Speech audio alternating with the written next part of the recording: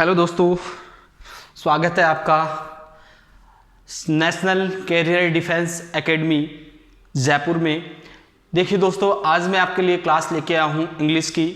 और इंग्लिश की इस क्लास के अंदर इंग्लिश की क्लास नहीं है ये हमारे लिए एक बहुत ही बड़ी अपॉर्चुनिटी है आप सभी बच्चों के लिए, क्योंकि आप जो एनडीए है ना, जो भी एनडीए, नेवी है ना, एसएसबी, जो भी डिफेंस की एग्ज़ाम्स होती है, उन एग्ज़ाम्स में जो इंग्लिश कवर करता है उस इंग्लिश की मैं आपके सामने बात लेके आया हूँ। और आप एक ऐसे प्लेटफॉर्म के ऊपर हो जहाँ पर आपके जो सपने हैं वो साकार होने वाले हैं। तो देखिए दोस्तों, आज इस वीडियो को आप पूरा देखेंगे और है ना, अपने फ्रेंड्स जो भी अपने क्लिक्स है, अपने फेलो फ्रेंड है ना, फेलो है ना, उन सभी को आप इसको शेयर करेंगे और आप इस प्लेटफॉर्म के माध्यम से आप बहुत कुछ प्राप्त कर सकते हो। और आपको मैं बहुत ही इजी वे में और बहुत ही एडवांस लेवल तक मैं आपको पढ़ाऊंगा। तो देखिए दोस्तों, ध्यान से आपको इस क्लास को देखना है। और यदि आप चैनल के ऊपर नए हो तो चैनल को सब्सक्राइब भी कर दीजिएगा, जिससे कि आने वाला जो भी नोटिफिकेशन है, जो भी वीडियो होगा आगे, वो वीडियो की जो इन्फॉर्मेशन है वो आपको मिल जाएगी। ठीक है दोस्तों, इस चीज़ को लेकर मैं आज आपके सामने आया हूँ। जो इंग्लिश है वो इंग्लिश के अंदर कि कहाँ पर हमें कौन सी चीज़ पढ़नी चाहिए, क्या करना चाहिए, क्या नहीं करना चाहिए, सारी चीज़ें हम लेके आए हैं। और एकमात्र ऐसा इंस्टीट्यूट है जो डिफेंस के लिए कंटिन्यू काम कर रहा है, कंटिन्यू स्ट्रगल कर रहा है, उस प्लेटफॉर्म के ऊपर आज आप बैठे हो, आज आप पढ़ने वाले हो। ठीक है दोस्तों, तो आज मैं आपके सामने स्टार्ट करने वाला हूं। और देखिएगा दोस्तों, मैं बात कर रहा हूं इंग्लिश की। किसकी बात कर रहा हूं? इंग्लिश की। और इंग्लिश के अंदर पढ़ने से पहले, यानी इंग्लिश की शुरुआत करने से पहले हम बिल्कुल जीरो लेवल से लेके चलेंगे। ठीक है दोस्तों, तो ध्यान रखना इस चीज़ का। सबसे पहले मैं आपके सामने लिखता हूं कि इंग्लिश जो वर्ड है वो व्हाट इज द इंग्लिश, है ना, what is the meaning of English, what is the meaning of English. Meaning तो आप जानते हो, लेकिन डेफिनेशन की बात करें तो English is a language. English is a language. क्या है इंग्लिश? लैंग्वेज है। क्या है? लैंग्वेज है ना। मैंने आपको बताया कि मैं जीरो से लेके चलूंगा आपको ना, जीरो से हाई लेवल तक मैं आपको लेके चलूंगा। और जो भी एग्जाम्स है, देखिए एनडीए वगैरह जो भी है ना, आप एग्जाम्स वगैरह जो भी देते हो, एनडीए, एसएसबी है ना, एनटीपीसी, नेवी है ना, जो भी जिस एग्ज़ाम के अंदर इंग्लिश कवर करता है, ठीक है ना, उसकी मैं बात कर रहा हूँ। और एडवांस लेवल तक आपको लेके चलूँगा। इसके अंदर मैं आपको, ठीक है, क्या बताऊँगा, ठीक है दोस्तों, मैं आपको जो ग्रामर है ना, क्योंकि आपके ग्रामर में भी कुछ पार्ट आता है, इस ग्रामर के साथ साथ ही मैं आपके लिए जो एडवांस लेवल में है ना, यानी एडवांस लेवल का मतलब लेवल तो जैसे कोई भी टॉपिक होगा उसका बेसिक और एडवांस लेवल दोनों में लेके चलूँगा। लेकिन हम अपन कवर क्या क्या करेंगे? एक तो ग्रामर हो गया है ना, इसके अलावा वोकेब भी मैं लेके चलूंगा, है ना। वोकेब के साथ साथ वोकेब में क्या क्या होता है ना, वोकेब में आपके लिए देखिए इडियम्स होती है ना, इडियम्स होती है, वन वर्ड होते हैं, ठीक है ना। और इसके अलावा सिनोनिम है ना, और एंटोनियम्स होते हैं, ठीक है, सिनोनिम्स और एंटोनियम्स होते हैं, ठीक है। और इसके अलावा जो स्पेलिंग टेस्ट हो गया, या है ना, कोई भी वर्ड है जिसका मीनिंग, फ्रेजल वर्ब्स, ये कुछ आपको पूछता है। तो मैं इस अपने टॉपिक के साथ साथ ही, जैसे जैसे हम टॉपिक पढ़ेंगे, उस टॉपिक के साथ साथ ही प्यारे बच्चों मैं आपके सामने ये लेके चलूँगा। तो उम्मीद करता हूँ कि आप भी मेरी क्लास को कंटिन्यू देखेंगे और कंटिन्यू आप अध्ययन करेंगे। 101% मैं आपको बहुत आगे तक ले जाऊँगा, ठीक है। और आपको गहराई से इन चीज़ों को समझना है, जिससे कि एक बार में बहुत आगे तक आप कर सको। बहुत सारी एग्जाम्स अभी आपको फाइट करनी है, बहुत सारे अचीवमेंट्स आपको लेने हैं, तो वो अचीवमेंट्स आप इसके माध्यम से ले सकते हो, है ना। आप एक ऑफिसर बनने वाले हो तो ऑफिसर को एक इंग्लिश आनी चाहिए अच्छे तरीके से, तो वो चीज़ भी मैं आपको लिए लेके आया हूँ, ठीक है दोस्तों। तो ध्यान रखना, इस ग्रामर के अंदर हम क्या क्या करेंगे, ठीक है। जो आपकी टॉपिक आता है एक स्पॉटिंग एरर वाला, है ना, स्पॉटिंग एरर वाला आपके टॉपिक आता है, उसको मैं लेके चलूँगा, है ना। तो स्पॉटिंग एरर वाले टॉपिक में, ठीक है ना, जो भी एरर का जो पार्ट होता है ना, उसको मैं आपके सामने लेके चलूँगा, है ना। और ये एरर का पार्ट कहाँ से पूछा जाता है, ये हो सकता है टेंस से पूछा जा सकता है ना, हो सकता है जो नाउन है ना, सबसे ज़्यादा पार्ट इसमें नाउन का हो सकता है, टेंस का हो सकता है, ठीक है ना। हो सकता है आपके जो नाउन और टेंस है, नाउन के जो पार्ट होते हैं ना, है ना, नाउन हो गया, सॉरी पार्ट्स ऑफ स्पीच जिसको हम बोलते हैं, नाउन हो गया, है ना, प्रोनाउन हो गया, ये पार्ट्स ऑफ स्पीच है ना, वर्ब हो गया, है ना, एडवर्ब हो गया, एडजेक्टिव हो गया, ठीक है ना, ये सारे क्या है, यहाँ से कंजक्शन हो गया, है ना, ये सारे जो है यहाँ ये टॉपिक पूरे कंप्लीटली मैं आपको इस कोर्स के अंदर आपको करवाऊंगा। तो उम्मीद करता हूँ आप सभी प्यारे बच्चे, मेरे जो साथी हैं, है ना, जो भी एनडीओ, है ना, जो भी डिफेंस की एग्ज़ाम यानी डिफेंस को जो देश की रक्षा करना चाहते हैं, ऐसे विद्यार्थियों के लिए मैं आज बहुत ही शानदार क्लास आपके सामने लेके आया हूं और इसी के ऊपर हम बात कर रहे हैं। तो उम्मीद करता हूं कि सभी बच्चे अच्छे से कंटिन्यू और बिल्कुल, है ना, एक किसकी तरह, है ना, एक बिल्कुल कॉन्सेंट्रेट होके आप पढ़ेंगे, मैं उम्मीद करता हूं। तो देखिएगा बच्चों, आगे हम बात करते हैं। तो इंग्लिश एक लैंग्वेज है और लैंग्वेज क्या होती है, लैंग्वेज आती कहाँ से है। देखिए दोस्तों, लैंग्वेज की मैं बात करूँ तो लैंग्वेज का मतलब भाषा, और भाषा जैसी हम बोलते हैं वही होती है। जैसे मैं बोल रहा हूँ इट इज़ इंग्लिश लैंग्वेज, ठीक है ना, it is the English language, but sorry, है ना, जैसे मैं लैंग्वेज बोला तो इट मीन्स ये इंग्लिश है। यदि मैं भाषा बोलता हूँ तो वो क्या है, हिंदी है। तो देखिए इंग्लिश एक लैंग्वेज है और लैंग्वेज कहाँ से आती है, ये प्यारे बच्चों साउंड से आती है। कहाँ से आती है, साउंड से आती है। जैसा हमारा साउंड होगा वहीं से ये लैंग्वेज आई है, ठीक है ना। कि जैसे मान लो यहाँ पर मैंने कै बोला तो कै इट मीन्स हिंदी लैंग्वेज है, तो वो हिंदी लैंग्वेज में आएगा। मैंने ना एप्पल बोला तो एप्पल क्या है, इंग्लिश लैंग्वेज का है। तो इस प्रकार से ये साउंड होता है। अब इस साउंड आते कहाँ इंग्लिश में, साउंड जो अल्फ़ाबेट आप सुना होगा ना आपने, क्या सुना है, अल्फ़ाबेट। ध्यान रखना, कभी भी अल्फ़ाबेट्स नहीं होता है, अल्फ़ाबेट होती है। अल्फ़ाबेट का मतलब होता है वर्णमाला। क्या होता है, वर्णमाला होता है। क्या होता है, वर्णमाला होता है।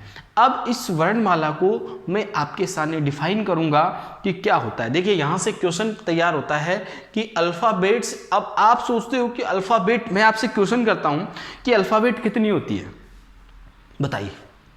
इंग्लिश के अंदर अल्फ़ाबेट कितनी होती है? कुछ बच्चे बोलेंगे 26 होती है, 21 होती है ना, बट है ना, इनमें से कुछ भी नहीं होता है। देखिए दोस्तों, अल्फ़ाबेट अपने आप में एक ही होती है। इसके जो लेटर्स होते हैं ना, इसके क्या लेटर्स होते हैं ना, लेटर्स का मतलब अक्षर होते हैं ना, वो 26 होते हैं। कितने होते हैं, 26 होते हैं। और इन लेटर्स को 2 पार्ट्स में डिवाइड किया गया है। पहला है ना वोवेल्स होता है, क्या होता है, वोवेल्स होता है। और दूसरा क्या होता है, कॉन्सोनेंट होता है। क्या होता है, कॉन्सोनेंट होता है। ठीक है, देख लीजिएगा एक बार, आपको समझ में आ रहा होगा मेरे हिसाब से।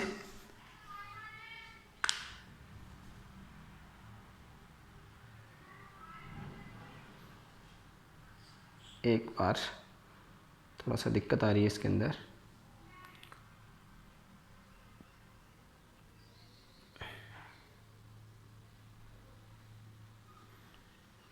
अब देख लीजिए, है ना, दिख नहीं रहा था आपको। तो इसके ऊपर हम बात कर रहे हैं ना, समझ में आ रहा होगा आपको।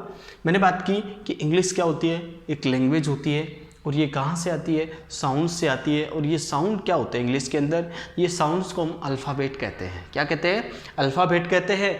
और ये अल्फ़ाबेट हिंदी में इसको वर्णमाला कहते हैं। आपसे क्वेश्चन पूछा जाता है कि अल्फ़ाबेट कितनी होती है, फ्रेंड्स अल्फ़ाबेट एक ही होती है। इसके जो लेटर्स होते हैं ना, वो 26 होते हैं। ठीक है, और ध्यान रखना कभी भी एक ही होती है। कुछ बच्चे क्या करते हैं, अल्फ़ाबेट्स के 26 लेटर्स होते हैं, है ना, तो अल्फ़ाबेट को अल्फ़ाबेट्स कर देते हैं। इट मीन्स वहाँ आपका गलत हो जाता है। क्या हो जाता है, गलत हो जाता है। तो इस चीज़ को हमें ध्यान में रखते हुए आगे बढ़ना है। ठीक है दोस्तों, अब यहाँ पर कितने लेटर्स हो गए, 26 लेटर्स हो गए। ठीक है, अब 26 लेटर्स के आगे हम बात करें तो 26 लेटर्स है ना 2 पार्ट्स में डिवाइडेड है ना। 5 तो क्या होते हैं, वोवल्स होते हैं। और 21 क्या होते हैं, कॉन्सोनेंट्स होते हैं। क्या होते हैं, कॉन्सोनेंट्स होते हैं। देखिए दोस्तों, ये चीज़ आपको बहुत आगे तक समझ में आने वाली है, बहुत आगे तक काम आने वाली है। इस वजह से मैं आपको इतना डिटेल से बता रहा हूँ। ठीक है दोस्तों, तो यहाँ पे हमें पता चला कि 20 जो 5 होते हैं वो कौन कौन से होते हैं। बेसिक से लेके चल रहा हूँ, AEIOU, ये 5 होते हैं। इसके अलावा जो कॉन्सोनेंट्स होते हैं वो क्या होते हैं, देखिएगा दोस्तों, यहाँ पर ए कॉन्सोनेंट्स है नहीं, क्यों, क्योंकि ए वोवेल्स में ऑलरेडी आ चुका है। इट मीन्स बी है, बिल्कुल है, सी है बिल्कुल, डी है, ई है, ई है क्या, नहीं दोस्तों, यहाँ ई आ रहा है, इट मीन्स ई नहीं है ना। एफ है, ठीक ना, जी है, एच है, आई है, नहीं, ये चाहे जे है ना, के, ऐसे इस प्रकार से आगे हम बढ़ेंगे तो जितने 21 यानी इन 5 को छोड़कर जो 21 जो लेटर्स है 26 में से वो सारे कॉन्सोनेंट्स है। तो आई थिंक आपको समझ में आ रहा होगा प्यारे बच्चों। ध्यान रखना, कुछ करना है तो सीखना है, ठीक है ना, जीरो से हमें चलना है। बहुत सारे बच्चे है ना, ये चीज़ बहुत आगे तक काम आएगी जो मैं बता रहा हूँ ना। अभी तो आपको बेसिक लग रहा है, ये बिल्कुल छोटा छोटा लग रहा है, लेकिन ये आगे काम आने वाली है ना। अब मैं आपको एक चीज़ बताता हूँ,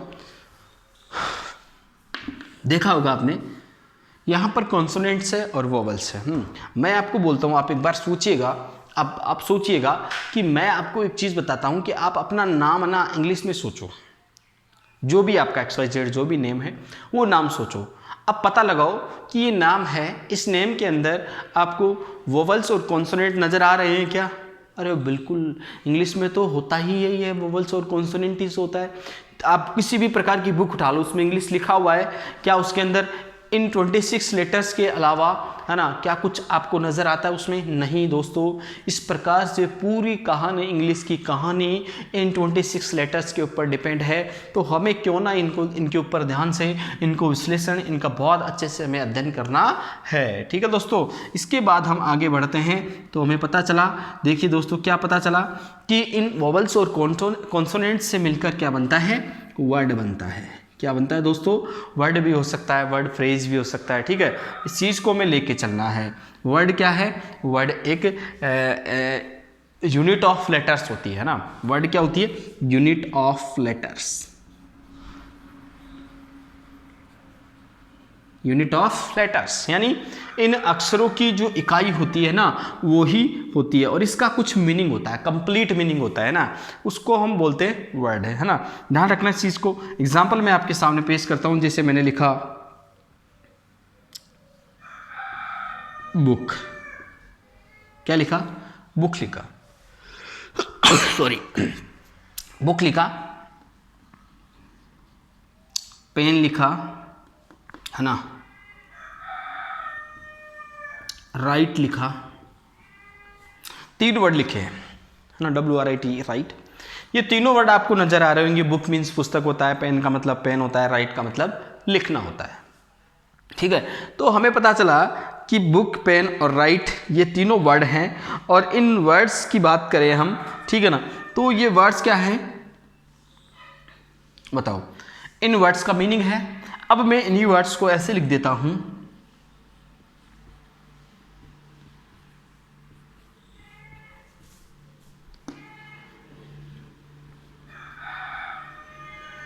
देखो।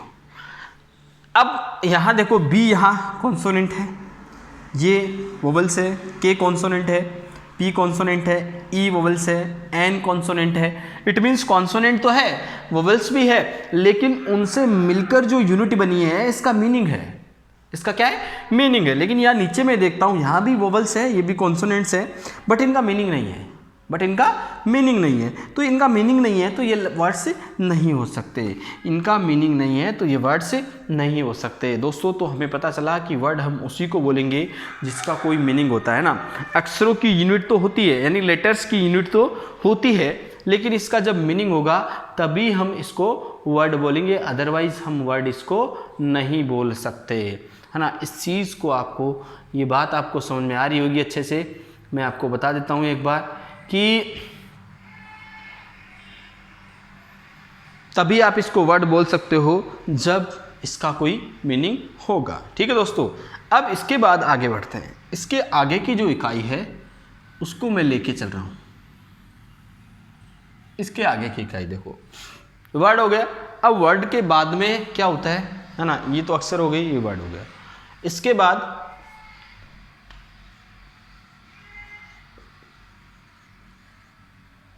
सेंटेंस होता है। क्या होता है? सेंटेंस होता है। वर्ड के बाद क्या होता है? सेंटेंस होता है।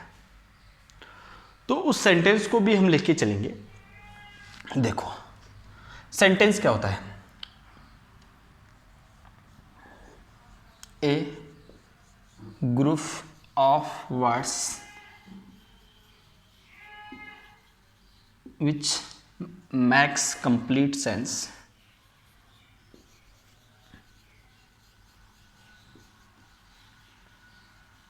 is called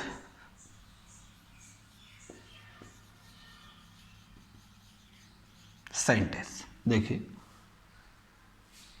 बोला मैंने कि जो सेंटेंस है वर्ड अक्षर उससे बड़ा होता है, यानी इससे आगे की यूनिट ये होती है, इससे आगे की यूनिट क्या होती है, सेंटेंस होती है। क्या होती है, सेंटेंस होती है। अब देखिए यहाँ जो ग्रुप ऑफ वर्ड्स यानी इन शब्दों का समूह है ना, जो कंप्लीट सेंस देता है उसी को हम क्या कहते हैं, सेंटेंस कहते हैं। एग्जाम्पल मैंने लिखा राहुल टैक्स टी। दूसरा एग्जाम्पल मैंने लिखा टैक्स टी राहुल। देखिएगा दोस्तों वही लेटर्स वही वर्ड्स इसमें हैं और वही वर्ड्स इसमें हैं। डिफरेंस क्या है, Rahul tax T it means इसका मीनिंग है, बट यहाँ टैक्स टी राहुल क्या इसका कोई मीनिंग निकलता है, इट मीन्स ये वर्ड ये सेंटेंस नहीं है, ये सेंटेंस नहीं है। सेंटेंस कौन सा है, ऊपर वाला है। सेंटेंस कौन सा है, ऊपर वाला है। क्यों, क्योंकि इसका मीनिंग निकल रहा है। मीनिंग यदि आपको नज़र आता है इट मीन्स वो सेंटेंस होता है, जिसका मीनिंग नज़र नहीं आता है वो सेंटेंस नहीं होता है। इस चीज़ को हमें लेकर चलना है। ठीक है दोस्तों, यहाँ तक मैं उम्मीद करता हूँ कि आपको छोटी छोटी चीज़ें हैं लेकिन समझ में आ रही होगी। एक बार फिर से मैं दोबारा रिवीजन करता हूँ। इंग्लिश क्या है, एक लैंग्वेज है। लैंग्वेज कहाँ से आती है, साउंड से आती है। साउंड से यहाँ पर हमारा एक क्वेश्चन तैयार होता है। देखिएगा दोस्तों ज़रूरी नहीं है कि है ना जो मैं पढ़ा रहा हूँ कि ये इंपॉर्टेंट नहीं है। क्यों, क्योंकि मैं छोटी छोटी चीज़ें आपको बता रहा हूँ। यहाँ पर ये क्वेश्चन यहाँ पर तैयार होता है कि यहाँ पर अल्फ़ाबेट वाला क्वेश्चन बहुत बार एसएससी वगैरह में इनमें पूछा गया है, एग्जाम्स में भी पूछा गया है, स्टेट लेवल की जो एग्जाम्स होती है उसमें भी पूछा गया है। तो क्यों ना आप है ना इस चीज़ को ध्यान में रखें कि अल्फ़ाबेट्स नहीं होता है, अल्फ़ाबेट ही होता है, क्योंकि अल्फ़ाबेट एक ही होती है, इसके जो लेटर्स होते हैं वो 26 होते हैं। इसके बाद मैं बात करूँ लेटर्स के दो भागों में मैंने डिवाइड किया, वोवेल्स और कॉन्सोनेंट्स की हम बात कर रहे हैं। इसके बाद हमने देखा कि इसके आगे की जो यूनिट है वो वर्ड है, और वर्ड को मैंने बोला यूनिट ऑफ लेटर्स, यानी इन लेटर्स की जो यूनिट होती है, एक यूनिट होती है ना, इनको मिला हुआ जो रूप होता है उसको हम वर्ड कहते हैं, और इन वर्ड्स का जो मिला हुआ रूप होता है उसको हम सेंटेंस कहते हैं। ये मैंने आपको बताया है अभी तक। तो आई थिंक आपको उम्मीद करता हूँ मैं समझ में आई होगी। इसके बाद की आगे की बात करें तो देखिए दोस्तों आगे क्या करते हैं हम, आगे हम सेंटेंस के बारे में पढ़ते हैं। किसके बारे में, सेंटेंस के बारे में पढ़ते हैं। तो उम्मीद कर रहा हूँ मैं आपको ये सारी चीज़ें समझ में आ रही होगी, है ना, ध्यान रखना इस चीज़ का। चलो एक बार इसको साफ कर देता हूँ, है ना।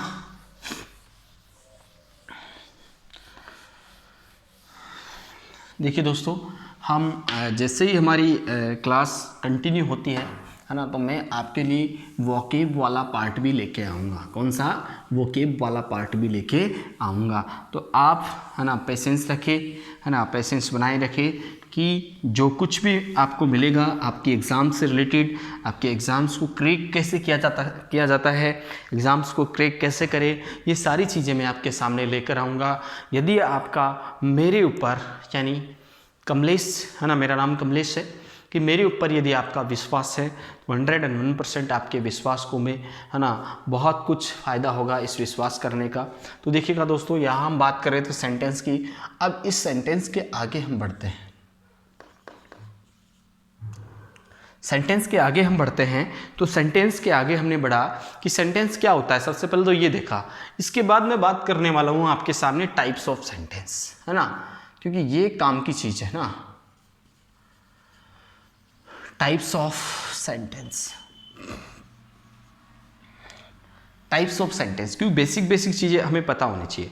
पहले तो हमें सेंटेंस का स्ट्रक्चर देखना है ना, सेंटेंस का स्ट्रक्चर देखना है, फिर हम टाइप्स देखेंगे। ठीक है, तो देखो सबसे पहले सेंटेंस का स्ट्रक्चर क्या होगा दोस्तों। यहाँ हम बात करते हैं सेंटेंस के स्ट्रक्चर की। मैं बात करूँ तो सबसे पहले एक सब्जेक्ट नज़र आता है आपको स्ट्रक्चर में, दूसरा वर्ब नज़र आती है। कैसी नज़र आती है, वर्ब नज़र आती है, और फिर लास्ट में क्या नज़र आता है, ऑब्जेक्ट नज़र आता है है ना, ऑब्जेक्ट नज़र आता है या कोई कॉम्प्लीमेंट हो सकता है, ठीक है। इसके बाद मैं बात करूँ, एक बार टाइप्स ऑफ सेंटेंस को छोड़ो आप, है ना, सबसे पहले हम इसको देखते हैं, स्ट्रक्चर की बात करते हैं, इसकी स्ट्रक्चर की बात करते हैं, सेंटेंस का जो स्ट्रक्चर है उसकी मैं बात कर रहा हूँ। तो ध्यान रखना, सबसे पहले मैं सब्जेक्ट की बात करूँ, बहुत सारे बच्चों को ऐसा नहीं पता कि सब्जेक्ट होता क्या है ना। देखिए, आपके दूसरी बात मैं आपको एक चीज़ और बता दूं, आपको जो क्वेश्चंस आएंगे वो सारे ऑब्जेक्टिव होते हैं, है ना, ऑब्जेक्टिव क्वेश्चंस होते हैं। और इन ऑब्जेक्टिव जो आपका इंग्लिश सिलेबस है वो ऑब्जेक्टिव सिलेबस है। कैसा सिलेबस है आपका? ऑब्जेक्टिव सिलेबस है। और इस ऑब्जेक्टिव सिलेबस के अंदर हम क्वेश्चंस भी ऑब्जेक्टिव टाइप के ही करना सीखेंगे। क्यों? क्योंकि हमें टारगेट करना है, ठीक है ना, टारगेट हमारा जो है उस टारगेट के आगे हमें चलना है, टारगेट को क्रैक हमें करना है, ठीक है। तो वो चीज़ हम लेके चलेंगे तो 101% आपको वही सिखाया जाएगा जो आपके एग्ज़ाम में पूछा जाएगा, एग्ज़ाम से रिलेटेड है, जो आपकी मतलब आपके जो वो होगी पेपर होगा, उस पेपर में पूछे जाने वाले क्वेश्चंस की मैं बात करूँगा। तो सबसे पहले मैं बात करूँ सब्जेक्ट की। तो देखिए दोस्तों, सब्जेक्ट की मैं बात करूँ तो सब्जेक्ट आपके 2 टाइप के हो सकते हैं। कितने टाइप के? 2 टाइप के हो सकते हैं, है ना।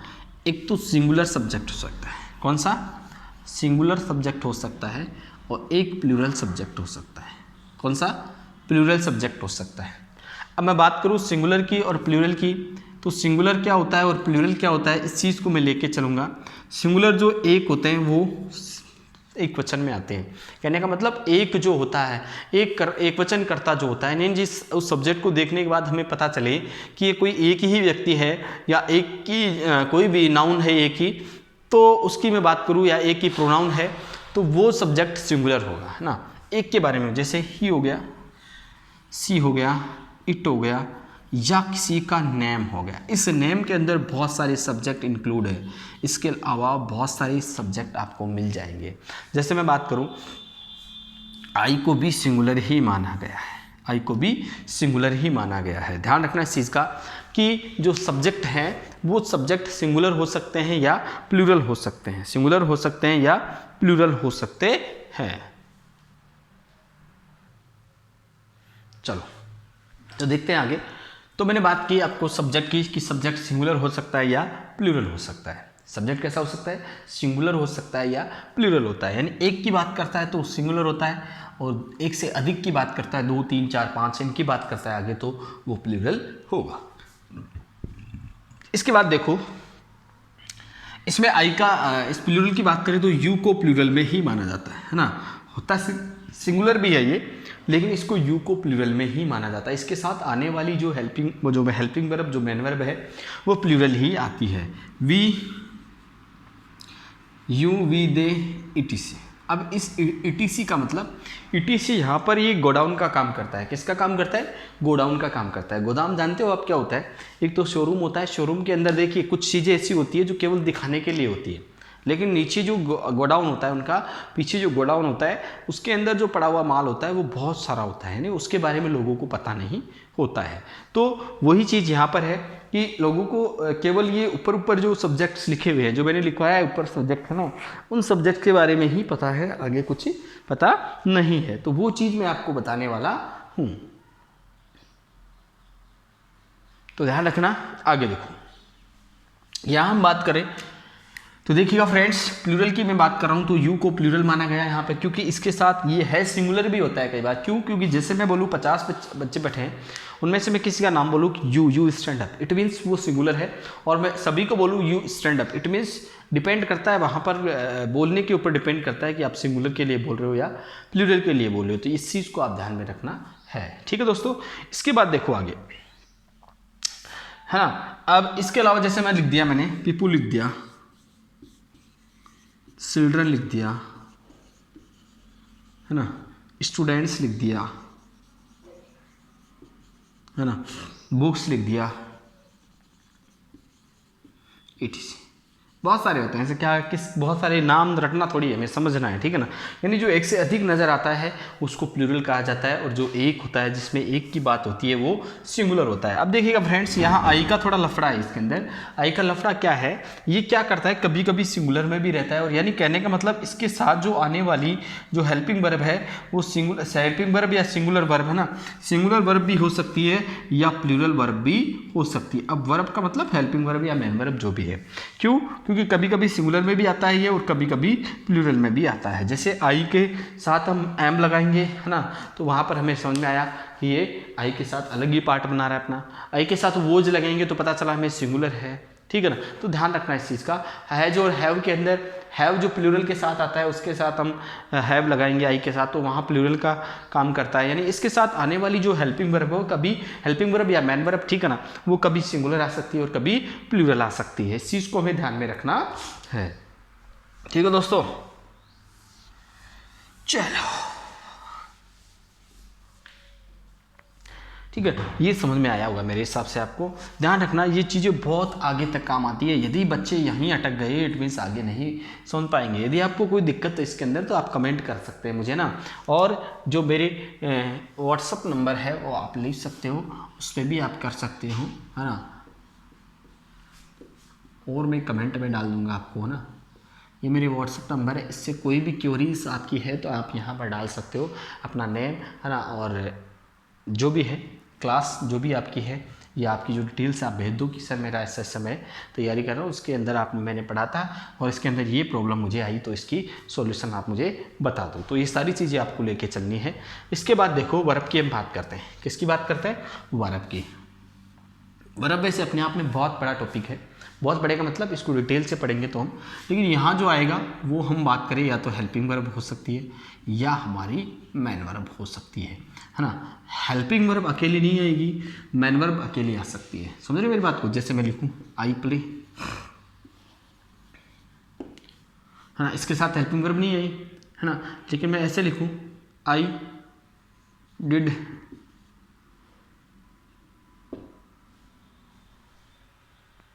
यानी हेल्पिंग वर्ब आएगी तो उसके साथ मैन वर्ब 100% आएगी।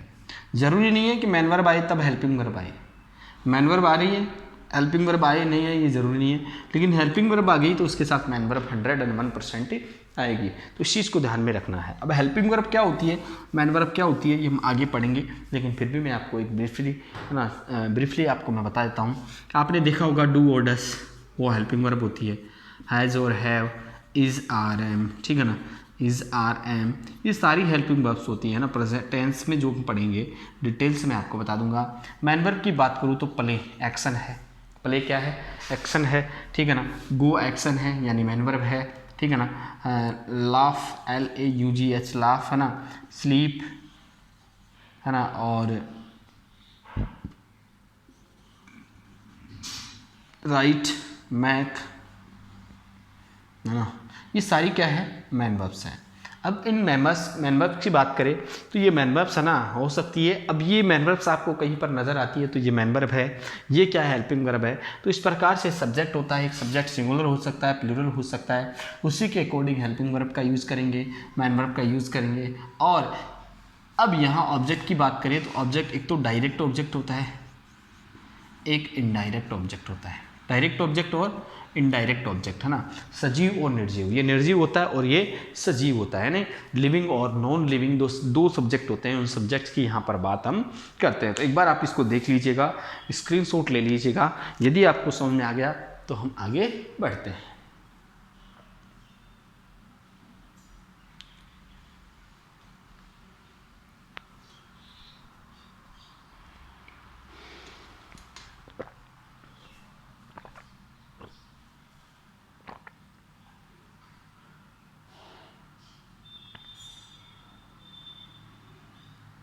दोबारा भी आप देख सकते हो, यदि आपको समझ में नहीं आया तो आप दोबारा भी देख सकते हो। स्ट्रक्चर की हम बात कर रहे हैं। स्ट्रक्चर के अंदर सबसे पहले सब्जेक्ट होता है। क्या होता है? सब्जेक्ट होता है, और सब्जेक्ट के बाद में वर्ब होती है और ऑब्जेक्ट होता है, ठीक है। तो यहाँ पर मैं बात की सब्जेक्ट की कि सब्जेक्ट सिंगुलर हो सकता है या प्लूरल हो सकता है। सिंगुलर की मैंने बात की कि जो एक होता है। नेम के अंदर देखिएगा दोस्तों, जैसे किसी का नाम है ना, राकेश नाम है किसी का, तो राकेश क्या है, सिंगुलर में है क्योंकि इसी का नाम है, सिल्ला है ना, ये किसी का नाम है, ठीक है। जैसे हो गया मनीष है, ये किसी का नेम है ना। इसी के अलावा बात करें आगे, है ना, रीना है, ये किसी का नाम है। इट मीन्स ये क्या है, सिंगुलर है। जैसे मान लो ट्री आ गया, ट्री सिंगुलर है, बुक सिंगुलर है। इसकी कहानी मैं थोड़ा सा आगे आपको बताता हूँ।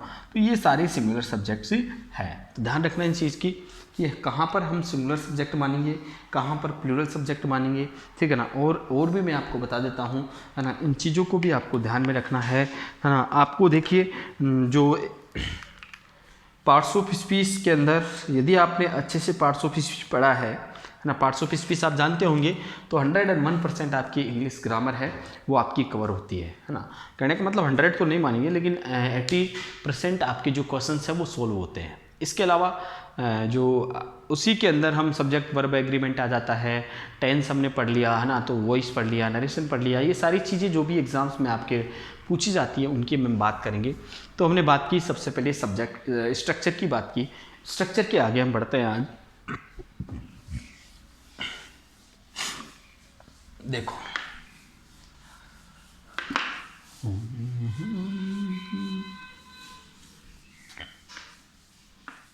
चलो ठीक है। देखो दोस्तों, इसके बाद हम बात करें तो स्ट्रक्चर के अंदर ही मैं कुछ एग्जांपल्स आपके सामने पेश करता हूं, उनके बारे में आपको समझना है कि वो क्या है, ठीक है।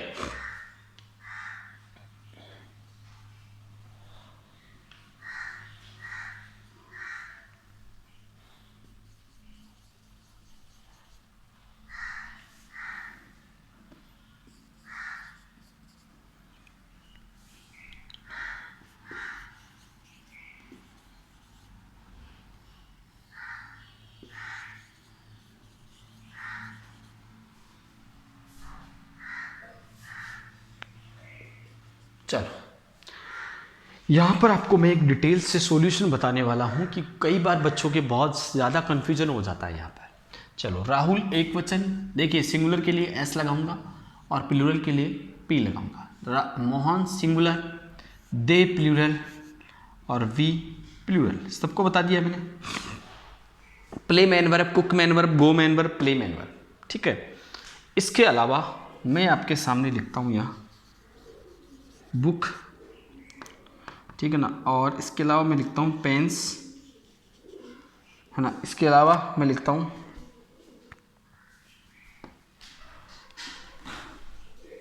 रूल, इसके अलावा मैं लिखता हूँ मार्कर। चलो देखो यहाँ पर, देखिए दोस्तों, प्ले यहाँ मैन वर्ब है, कुक यहाँ मैन वर्ब है, गो यहाँ मैन वर्ब है, प्ले यहाँ मैन वर्ब है, बुक यहाँ नाउन है, पेन यहाँ नाउन है, रूल यहाँ नाउन है, मार्कर यहाँ नाउन है। कहानी हमें समझ में आई कि एक तो मैन वर्ब की कहानी मैं आपको बताने वाला हूँ और एक नाउन की कहानी मैं आपको बताने वाला हूँ। नाउन और मैन वर्ब की कहानी मैं आपको बताने वाला हूँ। स्टोरी जो है वो इनके ऊपर डिपेंडेड है। किसके ऊपर डिपेंडेड है? मैन वर्ब के ऊपर और नाउन के ऊपर स्टोरी डिपेंडेड है। मैं आपको बोलना चाहूँगा कि मैन वर्ब जो है नहीं, मुख्य क्रिया, ये मैन वर्ब से सारी। बुक मैन वर्ब थोड़ी है, क्रिया थोड़ी है बुक, है ना। पेन मैन वर्ब थोड़ी है, प्ले रूल क्या है, रूल मैन वर्ब थोड़ी है, मार्कर मैन वर्ब थोड़ी है, ठीक है। तो इन चीज़ों के बारे में आपको ध्यान में रखना है कि मैं बात कर रहा हूँ नाउन और, है ना। तो अब ये नाउन है तो यह नाउन लिख दिया, यहाँ पर नाउन लिख दिया, यहाँ पर नाउन लिख दिया, यहाँ पर नाउन लिख दिया। लेकिन ध्यान दो, बुक एक की बात कर रही है, पेन एक की बात हो रही है, रूल एक की बात हो रही है और मार्कर एक की बात हो रही है। दोबारा से ध्यान रखना, ये सारी मैन वर्ब्स हैं, ये सारे क्या है बताइए क्या है? ये नाउन्स है, ये नाउन्स है, ये भी नाउन है, ये भी नाउन है, लेकिन मैंने बताया नहीं अभी ना, ये नाउन, ये आप भी जान लो, ये प्रोनाउन है। तो ध्यान दो यहाँ पर। अब मैं आपको एक कहानी समझाने वाला हूँ कि देखिए, कभी भी कोई सब्जेक्ट होता है, यदि सब्जेक्ट सिंगुलर है तो जो मैन वर्ब होती है या जो हेल्पिंग वर्ब होती है वो भी कैसी होनी चाहिए? सिंगुलर ही होनी चाहिए। सब्जेक्ट सिंगुलर है तो आने वाली जो मैन वर्ब और हेल्पिंग वर्ब है वो भी कैसी होनी चाहिए? सिंगुलर ही होनी चाहिए। लेकिन कुछ यहाँ अजीब सा लग रहा है, हमें समझ में नहीं आ रहा है, उस कहानी को मैं आपको बताने वाला हूँ। तो देखिए दोस्तों, यहाँ पर हमें पता चला राहुल एक है, जबकि प्ले क्या है? प्ले सिंगुलर है या प्लूरल है? समझ में नहीं आया? इट मीन्स यहाँ पर कहने का मतलब हमें ये पता चला कि इस राहुल के साथ जो आने वाली जो मैन वर्ब है वो सिंगुलर होगी या प्लूरल होगी। देखिएगा दोस्तों, यहाँ सिंगुलर है तो यहाँ भी सिंगुलर होना चाहिए, यहाँ सिंगुलर है तो यहाँ भी सिंगुलर होना चाहिए। तो इस चीज़ को मैं लेकर आपको बताने वाला हूँ। दोस्तों, कभी भी किसी भी मैन वर्ब के साथ यदि एस या ईएस ऐड होता है, मैन वर्ब यही तो है, यदि किसी भी मैन वर्ब के साथ एस या ईएस ऐड होता है तो वो मैन वर्ब सिंगुलर हो जाती है। कैसी हो जाती है? सिंगुलर हो जाती है। कैसी हो जाती है? सिंगुलर हो जाती है। यानी वो मैन वर्ब किसके साथ होगी? सिंगुलर सब्जेक्ट के साथ यूज होगी। कौन से सब्जेक्ट के साथ? सिंगुलर सब्जेक्ट के साथ यूज होगी। लेकिन कोई भी नाउन यदि उस नाउन के साथ एस या ईएस ऐड कर दिया जाता है तो वो नाउन प्लूरल हो जाता है। कैसा हो जाता है? प्लूरल हो जाता है। एग्जाम्पल के लिए मैं बात करूं, देखिए बुक, यहाँ एक की बात हो रही है, बुक नाउन है, इसके साथ एस लगा दिया तो क्या हो गया? बुक्स हो गया। कहने का मतलब वही बात है, यहाँ पर मैंने बुक लिखा, बुक के साथ एस या ई एस ऐड कर दिया तो यहाँ पर क्या हुआ? बुक्स हो गया। क्या हो गया? बुक्स हो गया, है ना। इसी प्रकार से जैसे मैंने लिखा मार्कर, और मार्कर की बात करें तो मार्कर के साथ एस या ई एस ऐड लगा दिया, ऐड कर दिया तो मार्कर्स हो गया। क्या हो गया? मार्कर्स हो गया। कहने का मतलब कि हमें समझ में आया कि नाउन के साथ एस या इस लगाने पर प्लूरल हो जाता है। अब यहाँ हमें मैन वर्ब वाली कहानी समझ में नहीं आ रही है तो उसको भी हम देख लेते हैं। जैसे मैंने लिखा प्ले, प्ले यानी खेलना, प्ले यानी खेलना। अब इसके साथ मैं एस या ई एस ऐड करता हूँ। क्या? एस या ई एस ऐड करता हूँ तो बताइए क्या होगा? प्लेज हो गया। क्या हो गया? प्लेज हो गया। इसका मतलब ये यहाँ पर प्लूरल था, अब यहाँ क्या हुआ? सिंगुलर हो गया। कहने का मतलब हमें ये समझ में आया कि जब सब्जेक्ट अपने आप में जो मैन वर्ब होती है वो प्लूरल सब्जेक्ट के साथ यूज हो सकती है, लेकिन इसके साथ एस या ईएस लगाएंगे तो ये सिंगुलर सब्जेक्ट के साथ यूज होगी। पता लगाओ, यहाँ पर सब्जेक्ट सिंगुलर है तो मैन वर्ब के साथ एस या ईएस लगाकर इसको सिंगुलर कर देंगे। सब्जेक्ट सिंगुलर है तो इस मैन वर्ब के साथ सिंगुलर एस या एस लगाकर सिंगुलर कर देंगे। ये प्लूरल है, अपने आप में सही है। वी प्लूरल है, अपने आप में सही है। यानी ये भी प्लूरल हो गया, ये भी प्लूरल है अपने आप में। ये सिंगुलर हो गया, ये सिंगुलर हो गया। इट मीन्स ये मैच हो गया। क्या हो गया? मैच हो गया। It means subject verb agreement भी यही कहता है कि सब्जेक्ट सिंगुलर है तो मैन वर्ब भी सिंगुलर होनी चाहिए। सब्जेक्ट सिंगुलर है तो मैन वर्ब भी सिंगुलर होनी चाहिए। सब्जेक्ट सिंगुलर है तो हेल्पिंग वर्ब भी सिंगुलर होनी चाहिए। प्लूरल है तो प्लूरल होनी चाहिए। तो यहाँ हमें पता चला रूल के साथ एस या एस लगाते रूल्स हो गया। इट मीन्स ये नाउन था, नाउन के साथ एस या एस लगाएंगे तो प्लूरल हो जाएगा ना। अब मैं आपके सामने कुछ क्वेश्चंस आपके सामने रख रहा हूँ, उनके आपको सॉल्यूशन बताना है। यदि ये कहानी आपको समझ में नहीं आई है तो इसको भी आप दोबारा देख सकते हो।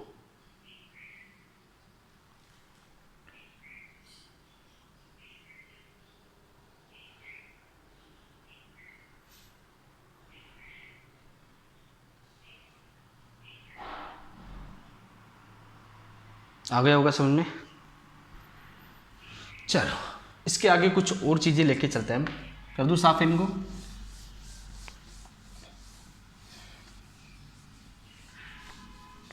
ठीक है, समझ में आ रहा होगा? ये कहानी मैं आपके सामने और लेके चलता हूँ। चलो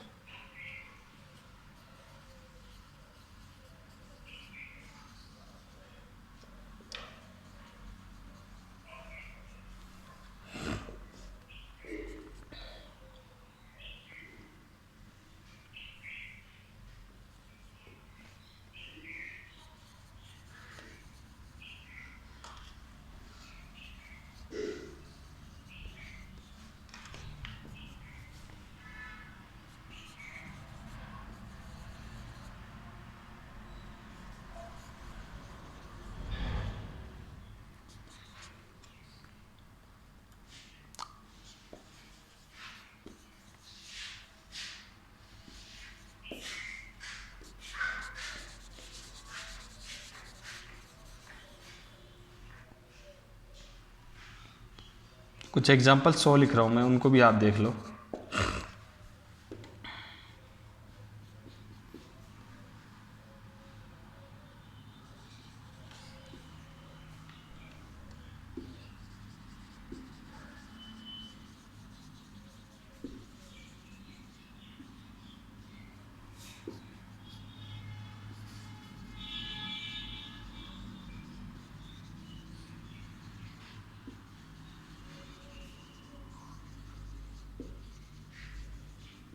देखो इन एग्जांपल्स की हम कहानी कुछ समझते हैं तो आई थिंक आपको समझ में आ जाएगा। देखिएगा फ्रेंड्स, यहाँ हम बुक्स लिखा हुआ है, बुक्स मीन्स प्लूरल है, सब्जेक्ट मोहन सिंगुलर है, दे प्लूरल है, क्यों वे की बात कर रहा है, प्लूरल है, मनीष सिंगुलर है ना, माई फादर सिंगुलर है, और राम एंड श्याम। बताइए यहाँ राम एक है, यहाँ भी श्याम एक है। अब बताइए ये भी एक है, ये भी एक है। अब ये सिंगुलर सब्जेक्ट है या प्लूरल सब्जेक्ट है, या श्याम को सब्जेक्ट माने या राम को सब्जेक्ट माने, ये देखना। चलो पहले स्टार्टिंग से देख लेते हैं। बुक्स यहाँ प्लूरल है, बल्कि इस क्या है, सिंगुलर है, इट मीन्स ये गड़बड़ है। ठीक है ना, ठीक है। तो यहाँ क्या आना चाहिए, आर आना चाहिए। क्यों? क्योंकि सब्जेक्ट वर्ब एग्रीमेंट यही कहता है कि जैसा सब्जेक्ट है, यानी सब्जेक्ट सिंगुलर है तो मैन वर्ब भी या हेल्पिंग वर्ब भी सिंगुलर होनी चाहिए, सब्जेक्ट प्लूरल है तो हेल्पिंग वर्ब या मैन वर्ब भी प्लूरल होनी चाहिए। इसके बाद मैंने बात की मोहन सिंगुलर है तो इस सिंगुलर के साथ ये भी सिंगुलर है, इट मीन्स ये सही है। दे प्लूरल है, हैज सिंगुलर है, इट मीन्स ये गलत है, बल्कि यहाँ क्या आना चाहिए, हैव आना चाहिए। क्या आना चाहिए, हैव आना चाहिए। ठीक है, तो इन बातों को हमें ध्यान रखना है। गो, दे गोज। अब देखिए यहाँ पर गो अपने आप में मैन वर्ब है, इस मैन वर्ब के साथ देखिएगा दोस्तों, यहाँ मैन वर्ब है, इस मैन वर्ब के साथ ऐसी आई एस लगते ही ये क्या हो जाती है, सिंगुलर हो जाती है। गो के साथ मैंने ऐसी आई एस लगाया तो ये सिंगुलर होगी, बल्कि सब्जेक्ट तो क्या है, प्लूरल है, ये सब्जेक्ट है, सब्जेक्ट सिंगुलर है, मैन वर्ब सिंगुलर है, यानी इसके साथ सिंगुलर के साथ यूज होती है। तो यहाँ पर क्या आएगा, ये गलत है, तो इसका मतलब यहाँ ऐसी आई एस का यूज नहीं होगा। इसके बाद देखिए मनीष सिंगुलर है, गो अपने आप में प्लूरल होती है ना, अपने आप में मतलब प्लूरल सब्जेक्ट के साथ आती है, तो इसके साथ हम ऐसी आई एस लगाएंगे तो क्या हो जाएगा, ये गोज हो जाएगा, तो यहाँ पर ये सही हो जाएगा। इसके बाद देखिए my father comes late, my father singular है, एक वचन है, माई फादर एक वचन है, तो एक वचन है तो सब मैन वर्ब भी या हेल्पिंग वर्ब भी एक वचन होनी चाहिए, तो यहाँ पर कम्स लिखा हुआ है, कम के साथ ऐसी आई एस लगा है, इसलिए ये सिंगुलर है ना। इसके बाद मैं बात करूँ राम एंड श्याम। देखिए दोस्तों ऐसे सब्जेक्ट्स भी आपके सामने मिलेंगे आपको, तो इसकी भी बात हम आगे लेके चलेंगे, नाउन्स के अंदर आगे जो भी पार्ट होगा उसके अंदर हम पढ़ेंगे। देखिएगा यहाँ राम लिखा हुआ है, इस राम के साथ एंड लगा हुआ है, एंड के साथ श्याम लिखा हुआ है, श्याम है ना। मैं बात करूँ प्लेज फुटबॉल, फुटबॉल खेलते तो है वो, कौन कौन खेलता है ना, राम खेलता है और श्याम खेलता है, इट मीन्स दो हो गए, काम करने वाले दो हैं, इट मीन्स ये मतलब प्लूरल हो गया। अब सब्जेक्ट प्लूरल है तो मैन वर्ब भी कैसी होनी चाहिए, प्लूरल ही होनी चाहिए। तो यहाँ पर देखिएगा दोस्तों प्लेज लिखा हुआ है, प्ले के साथ ऐसी आई एस लगा हुआ है, मैंने बोला था मैन वर्ब के साथ ऐसी आई एस लगता है तो क्या हो जाती है, वो सिंगुलर हो जाती है, तो ये सिंगुलर है, यहाँ पर ऐसी आई एस हटा देंगे तो क्या हो जाएगा, प्ले हो जाएगा। तो इस प्रकार से ये देखिएगा दोस्तों आपके सामने है सब कुछ, पूरी कहानी मैंने आपको बता दी है।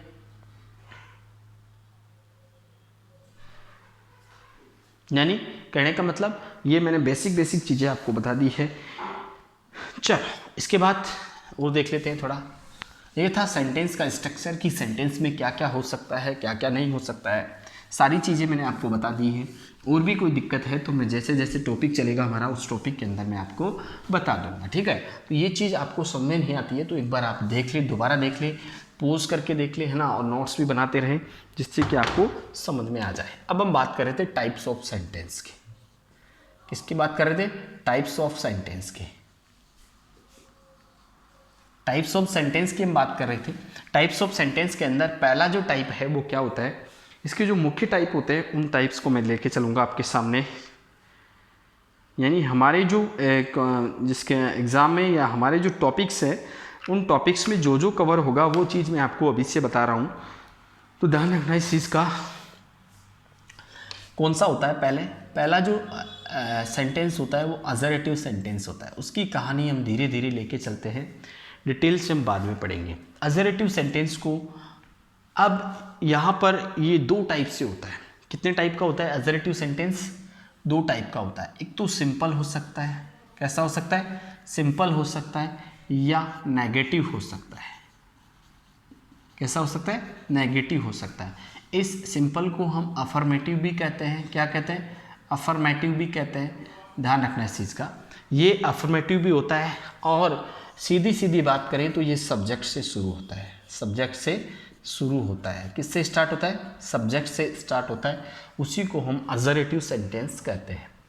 अब हो सकता है वो साधारण हो या नेगेटिव हो, नेगेटिव का मतलब इसमें नोट आएगा, है ना, और साधारण का मतलब इसमें नोट नहीं आएगा, तो वो अजरेटिव सेंटेंस होता है। इसका मतलब एग्जाम्पल मैंने लिखा, she goes to Jaipur, she goes to Jaipur, ये साधारण वाक्य हो गया। नेगेटिव में लिखूँ she does not go to Jaipur, she does not go to Jaipur. कहने का मतलब हमें समझ में आया कि ये यहाँ पर नोट लिखा हुआ है। अब ये नोट लिखा हुआ है तो नेगेटिव है, बल्कि हम ध्यान दें तो सी सिंगुलर सब्जेक्ट है, यहाँ पर भी सिंगुलर सब्जेक्ट है। सब्जेक्ट तो है ये सिंगुलर है, ये सिंगुलर है, लेकिन सब्जेक्ट तो है। इसका मतलब हमें पता चला कि सब्जेक्ट से शुरू होने वाला वाक्य क्या कहलाएगा, अजरेटिव वाक्य होगा। ठीक है, ध्यान रखना इस चीज़ का। दूसरा जो टाइप है, इसी प्रकार के कुछ एग्जाम्पल्स आप देख सकते हो, इसके समझ में आ जाएगा। इसके बाद मैं बात करूँ इंट्रोगेटिव, जो हमारे टेंस में, वॉइस में, इनमें काम आएगा। इंट्रोगेटिव सेंटेंस क्या होता है? सबसे बड़ी पहचान जो इसकी होती है वो लास्ट में क्वेश्चन मार्क आता है। इसके भी दो टाइप होते हैं। कितने टाइप? दो टाइप होते हैं। एक तो हेल्पिंग वर्ब से शुरू होने वाले सेंटेंस, हेल्पिंग वर्ब से शुरू होने वाले। दूसरी WH वर्ड से, किससे? WH वर्ड से शुरू होने वाले, WH वर्ड से स्टार्ट होने वाले सेंटेंस, वो क्या कहलाएंगे? क्या कहेंगे हम उनको? इंट्रोगेटिव सेंटेंस कहेंगे। क्या कहेंगे दोस्तों? इंट्रोगेटिव सेंटेंस कहेंगे। ये आपके माइंड में याद रखना है इस चीज़ को कि जो इंट्रोगेटिव वाक्य होते हैं वो क्या होते हैं। सबसे पहले लास्ट में क्वेश्चन मार्क होता है, हेल्पिंग वर्ब से शुरू होते हैं या WH वर्ड से शुरू होते हैं। कैसे? Do you play. देखिएगा दोस्तों, सबसे बड़ी पहचान तो ये है, लास्ट में क्वेश्चन मार्क आया लेकिन यहाँ डू से शुरू हो रहा है, इट मीन्स ये हेल्पिंग वर्ब से है। अब देखिए, व्हेन डू यू प्ले। अब कहने का मतलब हमें समझ में आया, यहाँ WH वर्ड है, यहाँ हेल्पिंग वर्ब है। हेल्पिंग वर्ब से शुरू रहा है तो हेल्पिंग वर्ब वाला हो गया। और WH वर्ड कौन कौन से होते हैं? व्हेन हो गया ना, वॉट हो गया है ना, वाई हो गया है ना, वेयर हो गया है ना, और विच हो गया, हाउ हो गया। ये सारे WH वर्ड है। इनसे यदि कोई सेंटेंस शुरू होता है और लास्ट में क्वेश्चन मार्क आता है तो वो इंट्रोगेटिव का ही पार्ट है। किसका पार्ट है? इंट्रोगेटिव का ही पार्ट है। तो समझ में आ रहा होगा आपको।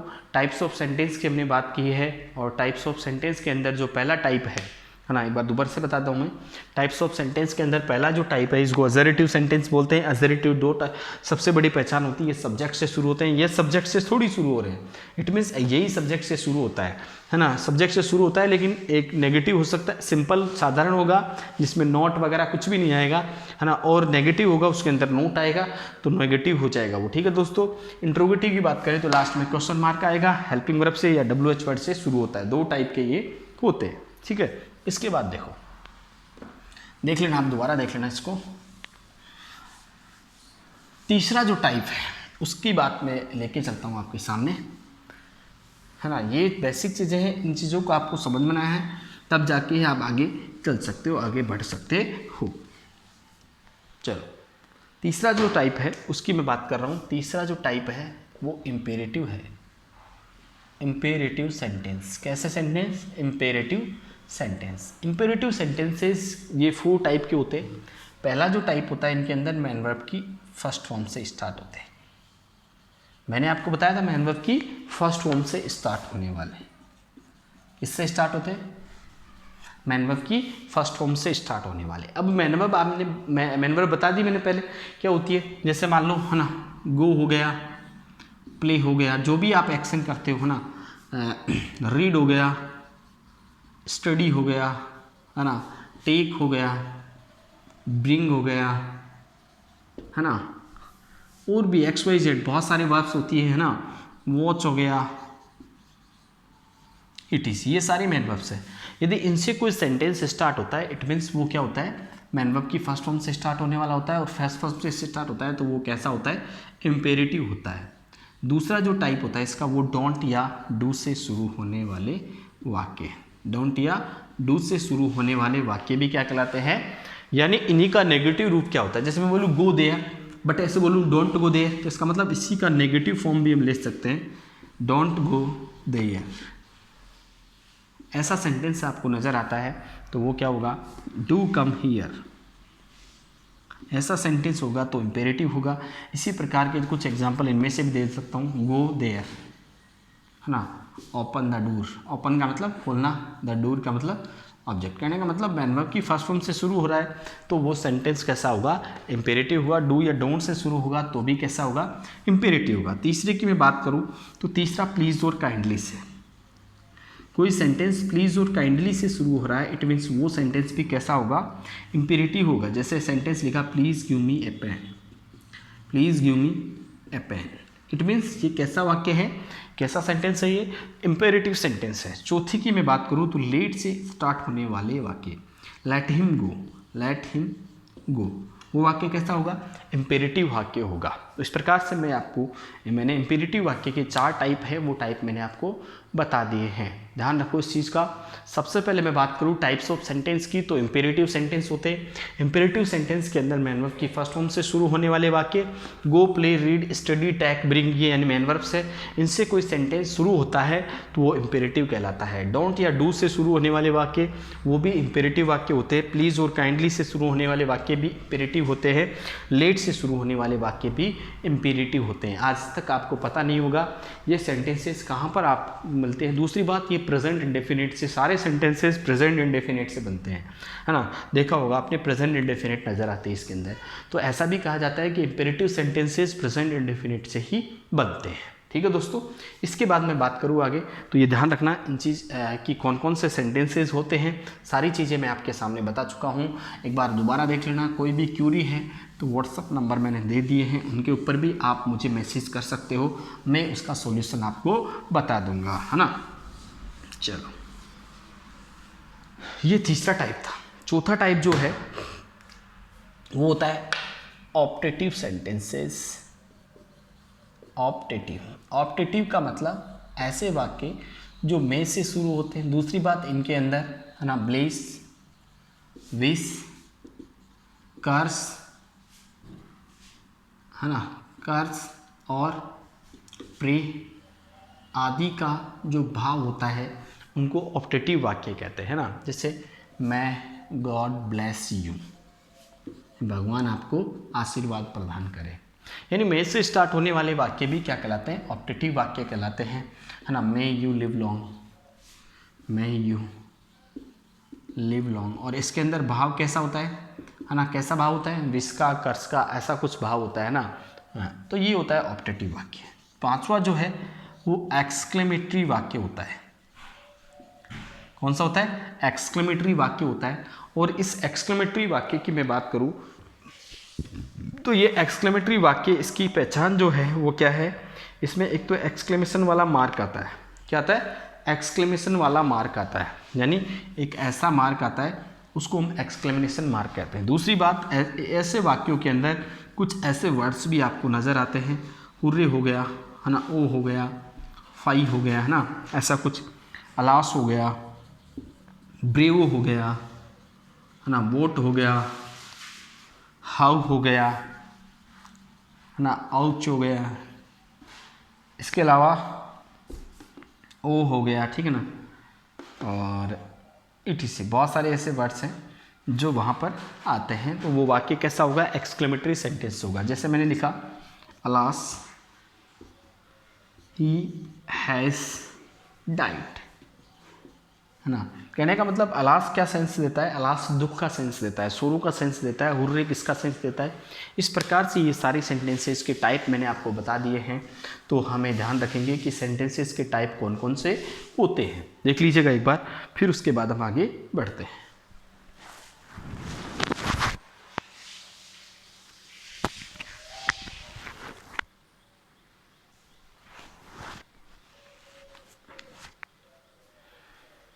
चलो ठीक है, टाइप्स ऑफ सेंटेंस ऑप्टेटिव की हम बात करें तो ब्लेस, विश, कर्स, ऐसा भाव जो देते हैं वो ऑप्टेटिव सेंटेंस कहलाते हैं। में से ये स्टार्ट होते हैं। एक्सक्लेमेटरी जो वाक्य होते हैं, hurray, alas, oh, bravo, what, how, ouch आदि जो वाक्य में आपको मिलते हैं तो वो सारे के सारे क्या होते हैं, एक्सक्लेमेटरी वाक्य होते हैं। तो इस प्रकार के कुछ सेंटेंसेस मैंने आपको बताए हैं और आज आपको पढ़ना है। नेक्स्ट जो क्लास होगी उस क्लास के अंदर पहले इनके एग्जाम्पल्स सोल्व करवाऊंगा कि कौन सा वाक्य एजरेटिव है, कौन सा ऑप्टेटिव है। क्यों?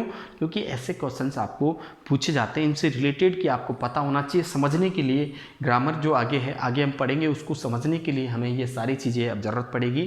तो देखिए दोस्तों, हम इस क्लास की जो हमने शुरुआत की है आज, ये शुरुआत हमारी उम्मीद करता हूँ कि अच्छी रही है, ठीक है। और आगे भी आप जब भी आप इस क्लास को देखते हो अपने फ्रेंड्स को भी आप शेयर करेंगे, अपने दोस्तों को भी शेयर करेंगे। और 101% मैं आपको आज यदि इतना दे रहा हूँ ना, तो आने वाले दिनों में इतना दूँगा, ठीक है ना, कहीं कोई कमी नहीं आएगी। और हम ऐसे ही आगे बढ़ते रहेंगे और सारी चीज़ें हम डिटेल से हम पढ़ेंगे, basic level to advance level. अभी ग्रामर की मैंने बात नहीं की है, ये केवल बेसिक चीज़ें थी उनकी मैंने बात की है। जो इससे जब ग्रामर स्टार्ट करेंगे तो उससे पहले मैं आपको इनके कुछ क्वेश्चंस में, इस क्लास के कुछ क्वेश्चंस मैं आपके सामने पेश करूँगा, उसके बाद आगे की क्लास हम स्टार्ट करेंगे, ठीक है दोस्तों। धन्यवाद, फिर से हमारी मुलाकात होगी अगली क्लास में। Thank you.